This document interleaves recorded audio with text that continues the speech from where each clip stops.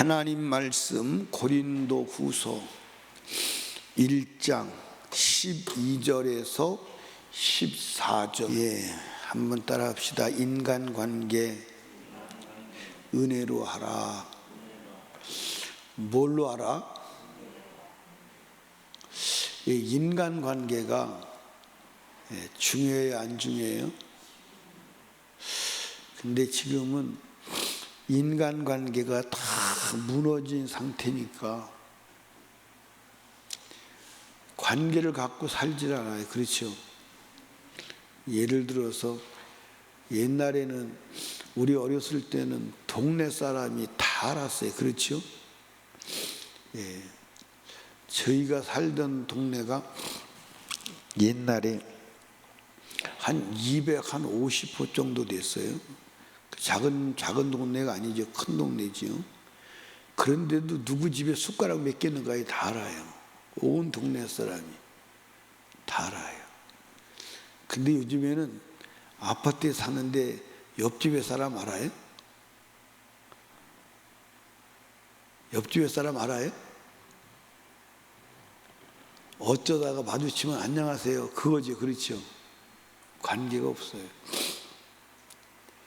근데 우리가 인간관계를 은혜로 해야 돼요. 은혜로.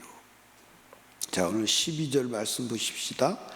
우리가 세상에서 특별히 너에게 대하여 하나님의 거룩함과 진실함으로써 하되, 그러니까 하나님의 거룩함과 진실함으로써 하되 육체의 지혜로 하지 아니하고 하나님의 은혜로 행함은, 그게 하나님의 은혜로 했다는 거예요. 그러면서 우리의 양심이 증가하는 바니, 양심민족으로 내가 너희를 은혜로 대한 것이, 은혜로 관계를 맺고 은혜로 대한 것이 양심의 증가하는 바에 꺼리낌이 없다, 그렇게 했어요. 그러면 한번 여러분들 고린도 교회와 바울 사도와의 관계를 한번 봅시다. 고린도 교회를 위해서 바울이 정말로 목숨을 걸고 복음을 전했어요. 그리고 교회를 세웠어요. 그리고 그들도 은혜를 받았습니다. 구원도 받았어요. 그런데 떠나고 나서 보니까 이들이 변질이 됐어요. 변질이 됐는데 바울 사도를 향해서 막 거짓 사도라고 그러고, 바울이 사도가 아니라고 그러고, 그리고 바울이 사도가 아니라고 그럴 때 욕도 했겠어요, 안 했겠어요? 엉뚱한 소리를 하는 거예요. 무슨 소리가 하냐면, 바울이 말이지, 여기서 탈취했다고, 너무 많은 것을 탈취해 갔다고. 그런 소리 들을 때 여러분들 속 상하겠어요, 안 상하겠어요? 아니, 그래서 바울 사도가 내가 언제 너희한테 탈취했니? 내가 내 손으로 일해서 내 손으로 수고해서 다 먹고 살았어. 그러니까 앞으로 쭉 나가면서 이제 고린도에서 그런 얘기를 합니다. 그러면 이거 인간관계 끝난 거예요, 안 끝난 거예요? 끝난 거예요, 안 끝난 거예요? 끝났는데 바울 사도가 그런 고린도 교회를 은혜로 대하는 거예요. 은혜로 관계를 맺는 거예요. 그게 여러분과 제가 인간관계를 뭘로 해야 돼요? 은혜로 해야 돼요. 그러니까 부부관계도 뭘로 해야 돼? 부모 자식 관계도 뭘로 해야 돼? 은혜로 해야 돼. 근데 은혜로 해요? 성질대로 해요?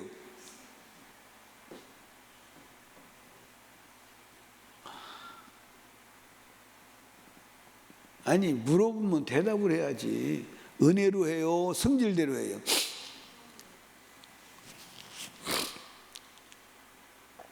근데 성질대로 하면 관계가 험악해지는 거예요.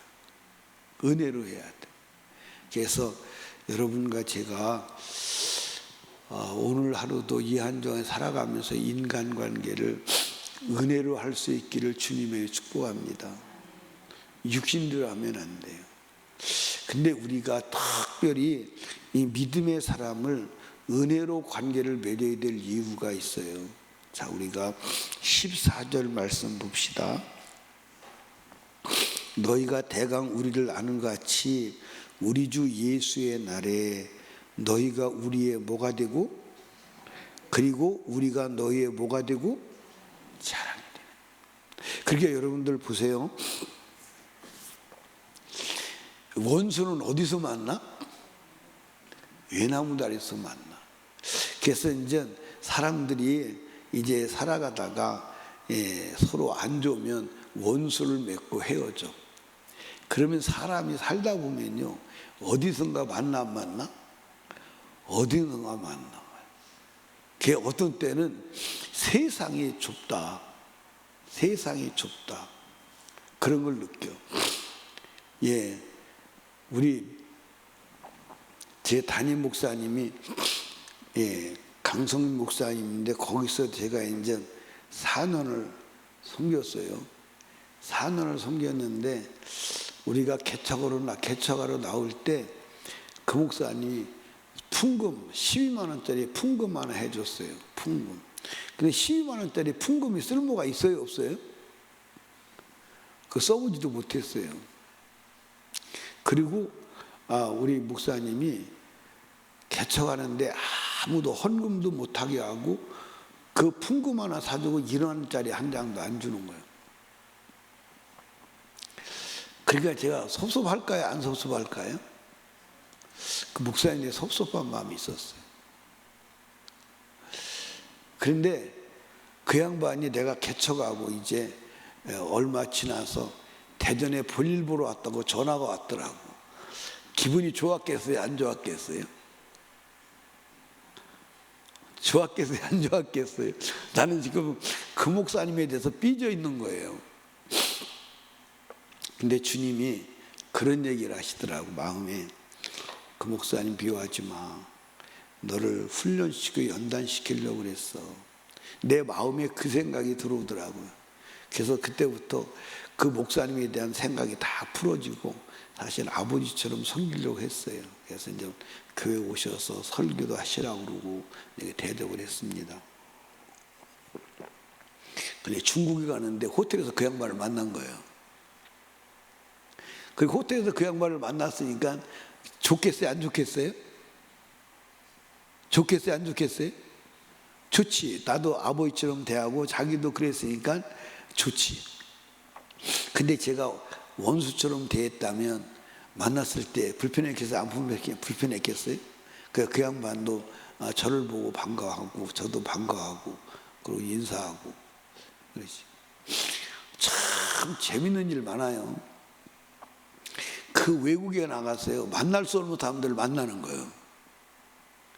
그게 참 좁은 거예요. 근데 관계가 좋은 사람들을 만나면 좋아요, 안 좋아요? 그런데 관계가 안 좋은 사람은 내가 먼저 보거나 그가 나를 먼저 봤으면 피하는데 먼저 보지도 못하고 부딪힐 때가 있어요, 없어요? 그럼 굉장히 불편하지. 근데 우리가 살아가다가 언젠가는 주님 앞에 서요, 안 서요? 설 때 우리가 은혜로 관계를 맺으면 주님 앞에 서로가 자랑거리가 되는 거예요. 서로가 만남이 축복이 되고 만남이 기쁨이 되는 거예요. 근데 은혜로 관계를 맺지 않는다면 주님 앞에 자랑할 수 있겠어요? 그러니까 바울 사도가 은혜로 관계를 하는 것은 마지막 주님의 재림의 날에 고린도 교회 성도들이 바울 사도가 자랑이 되고 바울 사도는 고린도 교회 성도들이 자랑이 되어서 하나님께 기쁨으로 나갈 수 있는 그런 자가 되기 위해서 우리가 은혜로 관계를 맺어야 돼요. 은혜로.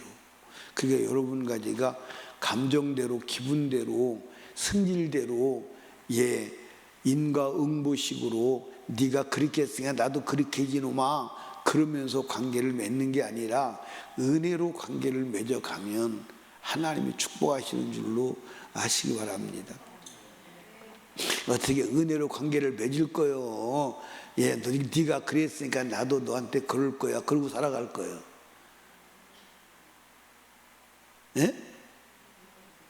은혜로 할 거요? 은혜로 해야 돼. 은혜. 그러면 은혜로 하려면 어떻게 해야 돼요? 은혜로 인간관계를 하면 어떻게 해야 돼? 은혜를 받아야지. 은혜를 받아야지. 그 은혜를 받아야 은혜로 할 수 있는 거 아니야? 은혜를 받지 않으면 은혜로 할 수가 없지. 그 우리 은혜 받아야 돼. 그래서 여러분과 제가요, 왜 은혜를 받아야 되냐면 인간관계를 위해서 은혜를 받아야 돼. 여러분, 사랑할 수 없는 사람을 사랑하고, 용서할 수 없는 사람을 용서하고, 이해할 수 없는 사람을 이해하고, 축복할 수 없는 사람을 축복하고 살아가는 게 이게 쉬우냐 이 말이에요. 은혜로만 되는 거예요. 아멘. 은혜로만 되는 거예요. 여러분들, 지금 우리가 살고 있는 이 마지막 때는요, 진짜 인간이 다 망가졌어, 안 망가졌어? 망가졌어. 인간이요, 진짜 잔인해요. 지금 여러분들 제일 잔인한 아이들이 누구냐면 10대 아이들이에요. 진짜 잔인합니다. 피도 눈물도 없어요. 진짜 인간의 정의라고는 찾아볼 수가 없는 아이들이에요. 그 속에서 우리 아이들이 믿음으로 살아간다는 게 가능하겠어요? 나는 아이들을 보면요, 정말로 참 힘들어요. 너무 힘들어요. 우리가 살아오던 시대하고는 전혀 다른 시대예요. 전혀 다른 시대입니다. 우리가 살아오던 시대는 그래도 인간미가 있었어요, 없었어요? 정이 있었어요, 없었어요? 사람이 이러면 안 된다, 그게 있었어요. 근데 지금은 사람이 이러면 안 된다, 그게 없다니까. 이런 악한 세대 속에서 은혜로 관계를 맺는다는 게 쉬워요? 불가능해요? 은혜 받아야 돼. 은혜 받아야 돼. 그러니까 마음에 안 드는 남편도 은혜로 대하려면 은혜 받아야 돼. 마음에 안 드는 아내를 은혜로 대하려면 그것도 은혜를 받아야 돼. 나에게 힘들게 하는 사람을 은혜로 대하려면 은혜 받아야 돼. 은혜로 대하고 은혜로 인간관계를 맺을 때 주님 앞에 떳떳이 서기도 하고 서로가 축복과 자랑거리가 되는 줄로 믿으시기 바랍니다. 그러니까 오늘 우리가 인간관계를 은혜로 해야 되는 건 오늘 때문에가 아니고 마지막 주님의 날에, 예수의 재림하는 날에 그분 앞에 섰을 때를 생각해서 은혜로 관계를 맺어야 돼. 아멘. 그러니까 은혜로 관계를 맺어야 돼요. 그러니까 은혜로 관계를 맺으려면 은혜 받아야 돼, 안 받아야 돼? 그러니까 우리가 인간관계를 은혜로 한다는 것은 거룩함으로 하는 거예요. 사랑으로 하는 거예요. 말씀대로 하는 거예요. 아멘. 용서함으로 하는 거예요. 용납함으로 하는 거예요. 받아들임으로 하는 거예요. 이게 쉬워요? 불가능해요? 안 돼요. 안 됩니다. 절대 안 돼요. 근데 은혜 받으면 받은 은혜로 하면 되는 줄로 믿으시기 바랍니다. 그래서 하나님이 우리에게 은혜를 주시는 거예요. 왜 은혜를 주시느냐? 인간관계를 뭐로 하라고? 은혜로 하라고. 인간관계를 은혜로 하라고. 아멘. 그래서 여러분들 인간관계를 은혜로 하면 상대방이 변화되겠어요? 안 되겠어요? 변화되지. 어떻게 한번 여러분 집에서 남편한테 은혜로 대했어요, 은혜로 인간관계를 했어요, 성질대로 했어요? 성질대로 했어요? 그래서 안 나와. 은혜로 하면 은혜 받고 나오는데 성질대로 했어. 우리 임순자 권사님은 어떻게 은혜로 했어요, 성질대로 했어요? 성질대로 했어요? 그래도 교회 나오는 거 보면 기적이야. 아니요, 우리 이제 은혜로 해야 돼요. 그래서 오늘도 참 그 어떤 사모님이 사모님이 목회를 하는데 성도들이 하도 이제 험악하니까 나중에 상처가 되고, 그 사람이, 그 사모님이 뭐라고 얘기했냐면, 저 사람들이 우리 집 식모도 안 될 사람인데 나를 무시한다고. 그러니까 이게 마음에 상처가 되는 거예요. 근데 그게 이제 은혜를 받아가지고 은혜로 대하면 될까 안 될까요? 근데 은혜를 상실하는 거예요. 은혜를 받으면 은혜로 대할 수가 있는 거예요. 그래서 은혜 받아야 돼요. 은혜 받읍시다. 은혜 받는 게 뭐예요? 은혜 받는 게 뭐예요? 성령 충만 받는 거예요. 주님 마음을 가지는 거예요. 주님 정신을 가지는 거예요. 아멘입니까? 긍휼을 경험하는 거예요. 용서를 경험하는 거예요. 사랑을 경험하는 거예요. 그걸 주는 거예요. 그렇게 하는 거예요. 그게 여러분과 제가요, 우리가 인간관계를 내 힘으로 은혜로 하면 할 수가 없어요. 할 수가 없어요. 한번 보세요. 여러분들, 바울 사도가 자기가 목숨 걸고 복음을 전해서 구원해서 교회를 세워놨더니 나중에는 거짓 사도라고 그러고, 그가 말한 것을 다 짓고 우리에게 와서 착취해 갔다고 그러고, 그게 나중에 바울서에 얘기한다니까요. 그러면 이게 인간관계 끝난 거예요? 안 끝난 거예요? 그런데 바울 사도가 그들을 끝까지 은혜로 대하는 거예요. 그 은혜로 대하는 증거가 뭐예요? 은혜로 대하는 증거가 뭐예요? 편지요. 편지. 여러분, 끝난 사람들에게 편지 보내요, 안 보내요? 근데 이 편지를 보내면서 막 바울 사도가 고린도 교회 사람들을 보고 싶어 하는 그 마음, 사랑하는 그 마음, 막 책망도 했다가 용서도 했다가 막 그 마음을 전달하잖아요. 그게 뭐예요? 그게 은혜예요. 은혜. 아멘. 은혜예요. 은혜로 대하는 거예요. 왜? 주님의 날에 서로가 자랑거리가 되기 위해서. 여러분, 우리 은혜로 오늘 하루를 인간관계를 맺고 승리하는 자 되시기를 주님의 축복합니다. 우리가 은혜로 사람을 사랑하고 받은 은혜를 가지고 사람을 대하면 우리가 승리하는 줄로 믿으시기 바랍니다. 예수가 승리하는 줄로 믿으시기 바랍니다. 주님이 승리하는 줄로 믿으시기 바랍니다. 하늘문이 열리는 줄로 믿으시기 바랍니다. 어떻게 오늘 은혜로 좀 남편을 좀 대해봐요.